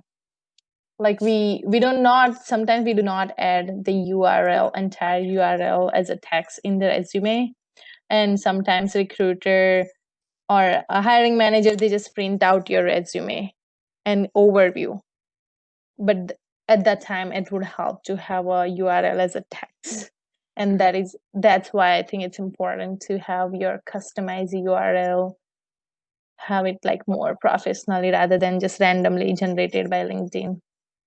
Yeah, and you just do that like when you're on your own profile. There's like this edit public profile and URL, and then I think there you can just kind of edit this to. I think as long as it's not taken yet, you can just make it your name or whatever you want it to be. Yeah, so I did that a while ago because I've also heard that recommendation. Thanks for bringing that up, honey. Okay, Tom, we'll go ahead and take a look at this now. I think again, maybe like the profile picture too, like something that's like a little bit like not so zoomed in, like, or even just like maybe it's just kind of the cropping of this photo. You could adjust so it kind of works well with this frame.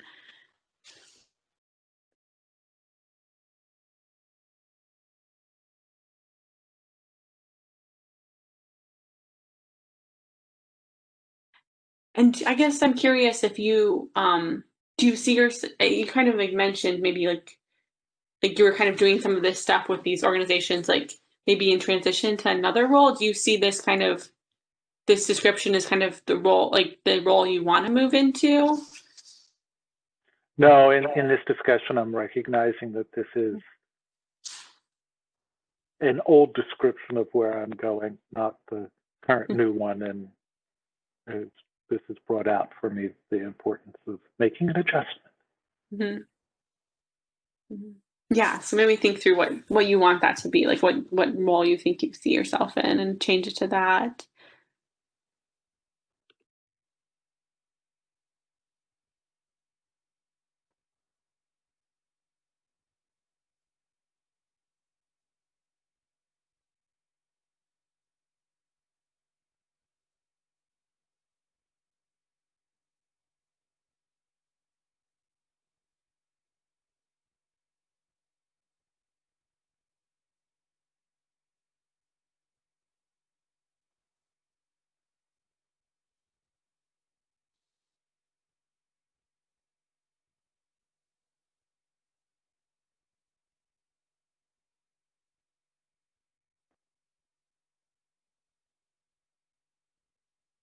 I like that you have a lot of these specifics about like your certified Scrum project leader, like some SQL Server, Microsoft Power BI. I think I might think about like how to kind of maybe intersperse those like with bullet points or kind of a list of these skills and certifications or whatnot.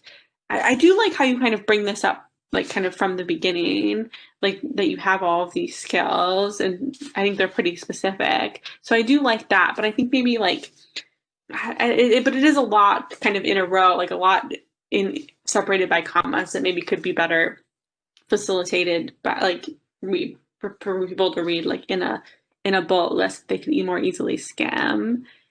And I think maybe like kind of integrating these couple paragraphs a bit more, kind of to tell this story. It seems like you kind of are getting at different skill, like kind of the different paragraphs a bit, your kind of different unique sides of your skill set. Yeah, that's the issue in my case. I'm a group facilitator. I'm a Scrum Master and Scrum guy. I'm doing data science work, and I'm an artist. Yeah, and an expert in the nonprofit space. Mm-hmm. I guess my question is like, are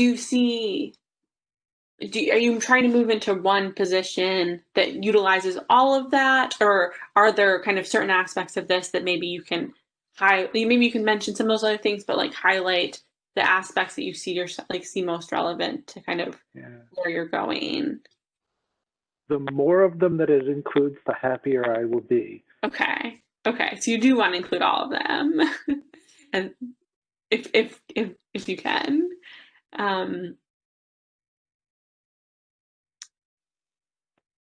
Yeah. But I appreciate the feedback. Uh-huh.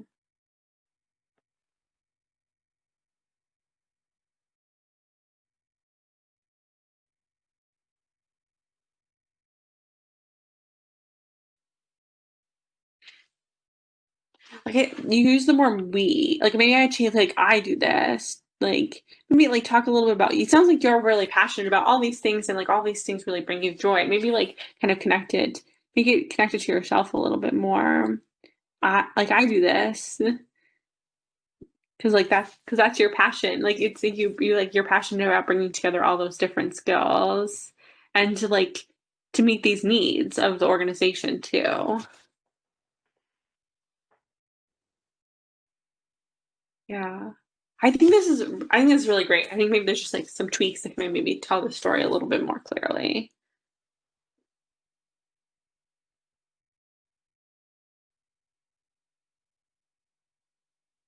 I just have a quick question. So, are you targeting for the business analyst position or, Rebecca? Yeah. So there are like, I can see like two directions. One is a Scrum Master. Are they related, or do you need like, is like your being a Scrum Master is going to help you with business analysis? The project leadership skills are certainly a piece that helps me with the analysis and connecting it to what the business needs. Okay.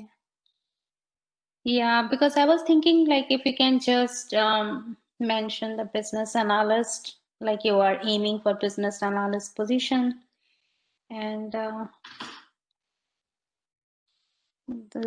these skills are definitely will help you with that. Or just keeping like one position, if you are looking for a job, and if you just keep one position and the main position and the rest of it like come under that, that would be helpful. Yeah, everybody wants me to be one thing. I'm not. And no one really is, I think. Yeah. No, I was thinking like there is a hierarchy, like a business analyst is the main position, and a Scrum degree might help you getting that position.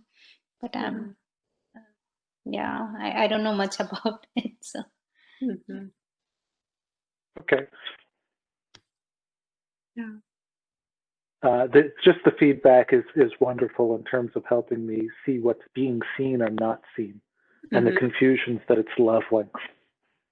Yeah, and I think along that line, I would encourage you to like show it to other people, especially like people who have some of your expertise and other people who aren't like so much in your field. Kind of, I think it's really illuminating how other people see certain terms or whatnot.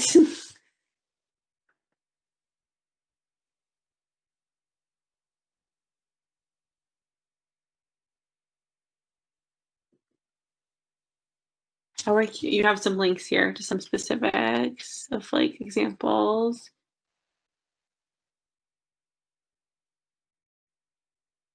And it seems like maybe you link to your website, and maybe that has a bunch of work. It seems like you could maybe include like in this top position, kind of like a few more examples of specifics, but maybe people are just going to go to the website anyway. Yeah. Thank you.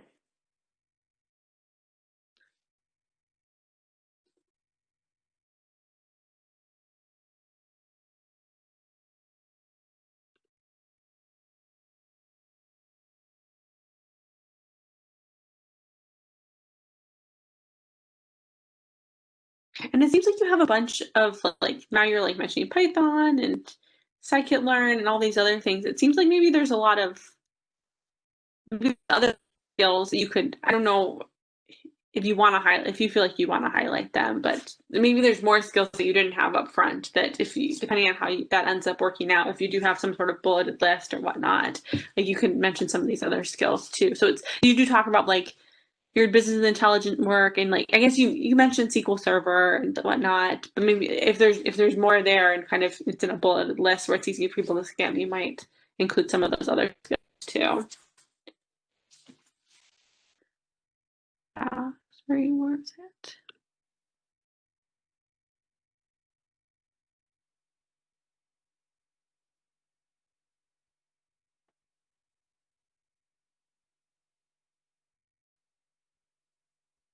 And you can do like there's a lot of specifics in like these job posting and these job descriptions I think are pretty helpful.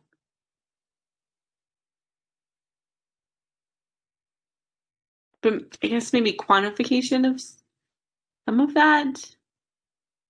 I think it's pretty long. Some of these are pretty long. So maybe like kind of being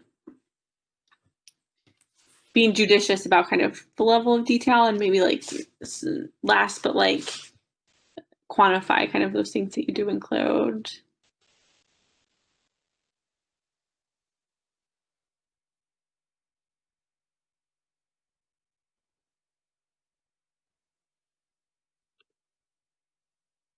Yeah. It seems like maybe some of these older positions have a pretty long description. You could think through if you want to cut that down.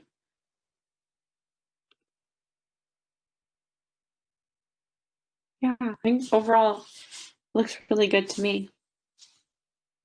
Was there anything more specific about you wanted us to look at? No, I'm just super pleased just to have you guys with your sensibilities come to this and provide some real-time feedback. So super thankful. Great, thanks, Tom. And Honey was asked for feedback too, so I wanted to save some time to look at hers.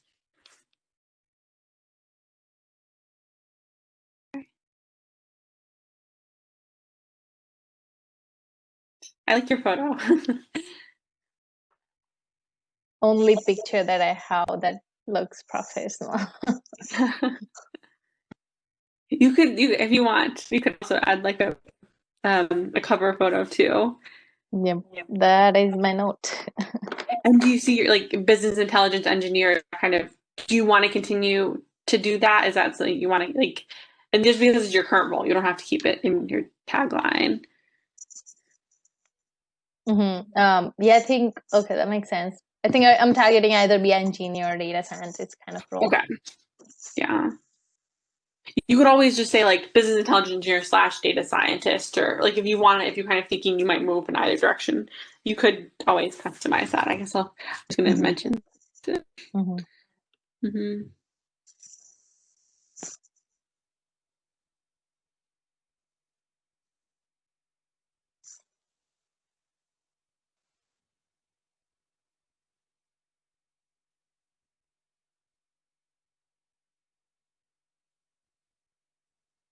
Yeah, I think this is a good kind of overview that kind of like makes it clear you're excited about this work that you do.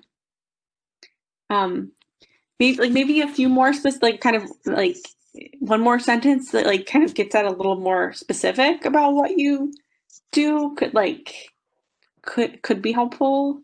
You mean technical? Yeah, more technical. Yeah. I can see that.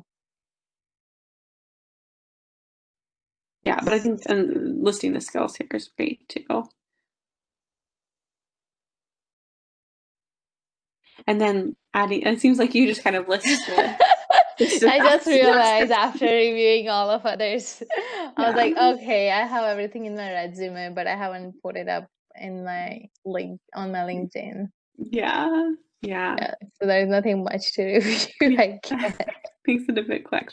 I like how you're like licenses and certifications here, and like some other people did, like they listed some of the classes they took, like in your Master's of Science, like maybe list some of the classes so the people can get an idea for what those were. Yeah, I love you have your certifications and stuff like that here too. I think that's great. Okay, Did you have any other specific questions? No, I think I have to add more description to my profile. Okay, that's great. Yeah, great. Well, thank you everyone for sharing. I know it's kind of, you have to be brave to get feedback in like an open public environment. Thank you very much for your help. It was very useful, and I really appreciate taking the time there to put this together, and really enjoyed this presentation. Yeah, you're welcome. And I think like I kind of had mentioned networking, and so now I have all your LinkedIn resume or LinkedIn profiles, and we all have each other's. Maybe we can all like connect on LinkedIn. And I think one of the hopes was that like for kind of data circles, I think moving forward is kind of create like I thought this was kind of worked well, like get feedback. I know I really like getting feedback. I think our hope is kind of we can continue to maybe have sessions like this where like they're smaller and people can meet each other and kind of get personalized feedback and stuff like that. So I don't know if there's I don't know how much specific. I was just talking about this with Honey a little bit the other day, so I don't know how much specific is planned yet, but I think hopefully coming up soon there's more of that kind of stuff. Oh, fabulous. I'll definitely join in on that.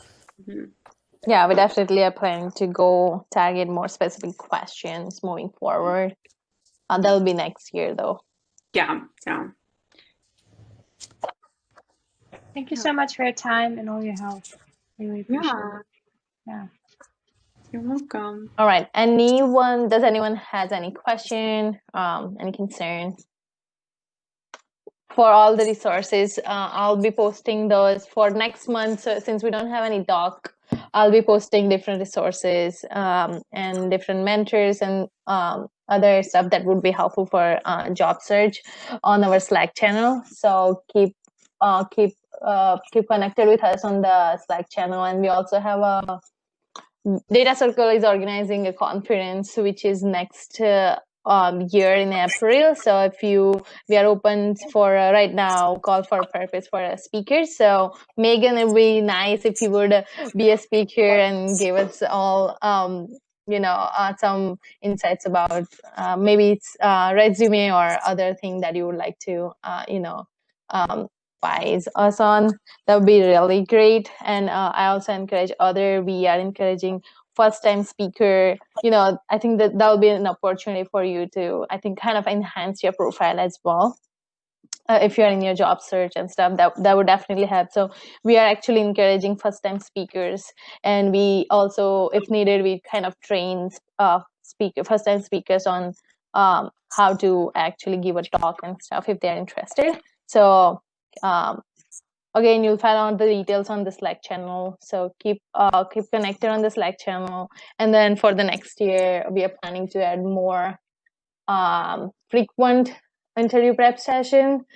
Still figuring out how would that work. But let's say specific to Python or machine learning, learning two different algorithms in the group, or learning Python library in a group, such kind of topics. But yeah, otherwise, thank you all for with joining us today. Till I think we are a little over time today, but I'm glad you all find something helpful from today's session. And yeah, thank you so much, Megan, for your support. It's been wonderful. Yeah, you're welcome. Thanks for organizing, and thanks for everyone for taking the time today. Yeah. Thank you. Have a good night, everybody. Have a good night, everyone. Nice meeting you all. Have a good Bye. one. Thank you. Bye.